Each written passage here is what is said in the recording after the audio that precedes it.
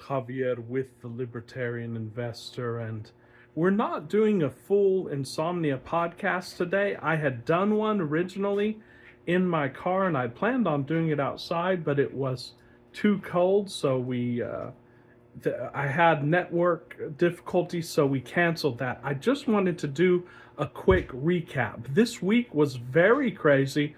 It was very good for our position. And of course, I've taken a position in Occidental Petroleum, OXY. Among the news this week, today, is that the CEO of Occidental Petroleum, Ms. Horeb, has announced that she's resigning. There's going to be a new CEO. We're going to be talking about that more next week. Oil, as we speak, and it's Friday night, is over $101 a gallon. And I can just say this: I've been researching geopolitics, international politics, Middle Eastern politics, American politics for 28 years, since I was a very young teenager. And I can honestly say I have no idea what's going to happen. Many people are saying that they feel bad about this weekend. Many analysts are warning that some crazy stuff may be coming down the pipeline this weekend with regards to the conflict.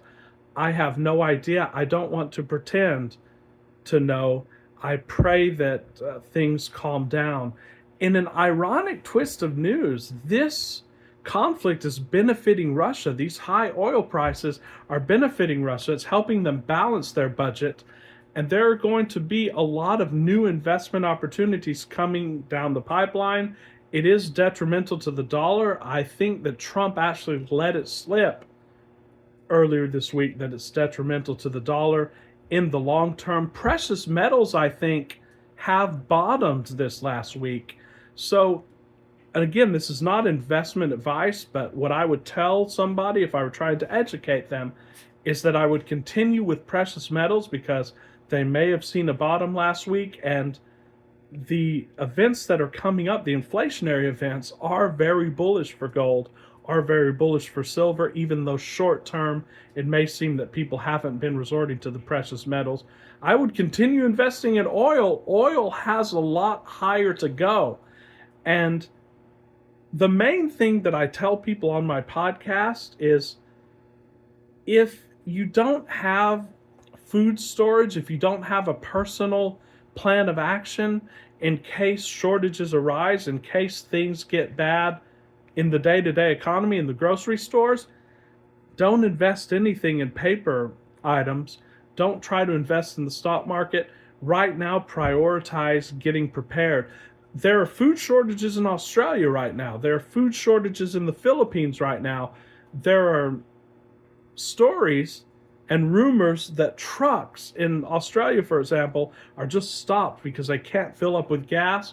These countries are very tightly tied to supply from the Strait of Hormuz. We're less so here in the United States and in other Western countries. We still have a buffer.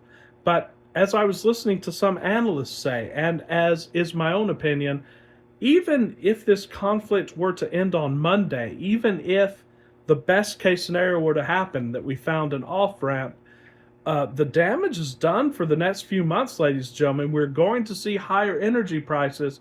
We are going to see higher prices in certain foodstuffs. So I think the biggest advice that I could give you, if we could call it that, is to get prepared, get things you need, get food, just have a basic intelligent plan. And now with AI, with ChatGPT and Claude, it's very simple. Just plug into the AI, hey, how can I get 2 weeks of food storage? You at least want to have 2 weeks of canned food. You want to have a stove that can be used in the case that we don't have electricity. Certain countries like the Philippines are already seeing rolling blackouts. I'm not saying that's going to happen here, but it could happen here if things continue. I think that's the smartest investment play. What's the point in getting rich on paper if all of those exchanges aren't online maybe one day or maybe for a temporary period? What happens if the banks collapse and you can't get your money? So more than money, it would be cash, it would be foodstuffs, it would be basic canned foods. Take care of yourself and your family. After that, of course, we can talk about the investment moves. And I see a lot of opportunities coming in the pipeline, and I'm going to be discussing it on future podcasts. But right now, guys, again, oil and precious metals, that's the best I can come up with. Now, if you have any opinions about it, if you have any better ideas, please do put them in the comments. Let me know. We can discuss it. And as a community, we can all learn from each other. Again, praying for peace. I am very deeply feeling and thinking that we still have a chance for world peace. We still have a chance for an off-ramp, but be prepared for any eventuality. Until very soon, guys, this is Javier from the Libertarian Investor. If you like these videos, do subscribe, comment on the videos, and I'll see you very soon.